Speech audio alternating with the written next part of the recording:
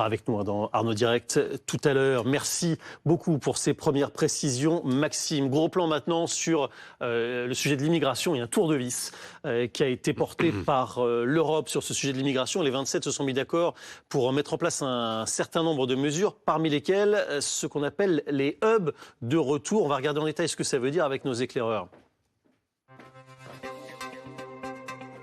Fanny Wegscheider, dites-nous quelles sont les décisions qui ont été prises par les 27 hier. Eh bien, cette décision, si toutefois le Parlement européen les approuve ensuite, en voici un certain nombre. Hier, donc, les ministres de l'Intérieur des 27 se sont mis d'accord notamment pour renforcer l'arsenal pénal visant les migrants clandestins, pour européaniser des mesures d'expulsion. Par exemple, une personne sous OQTF en France aurait les mêmes mesures d'expulsion si elle allait en Allemagne, le renvoi des migrants vers des hubs, des centres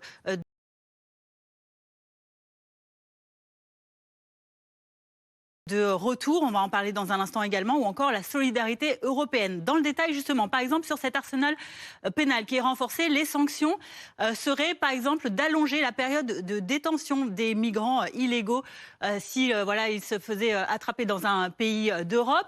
Autre mesure donc, dont on peut donner des détails, celle sur la prise en charge qui serait donc prise en solidarité avec les pays de l'Union européenne, c'est-à-dire que certains pays qui sont sous pression de la migration, parce qu'elles sont sur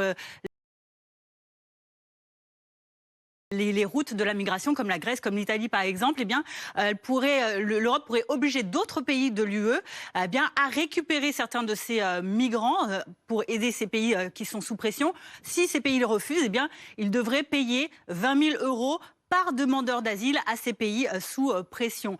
Autre détail également, en ce qui concerne justement ces hubs de retour dont vous parliez, ces centres donc, où ces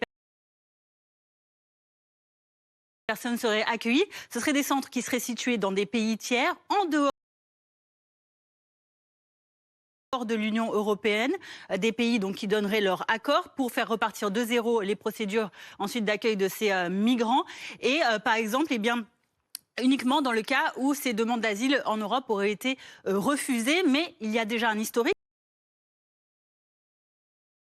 sur ces expériences de hub de retour qui ont échoué. On va le voir avec ces exemples d'autres pays qui ont déjà mis ça en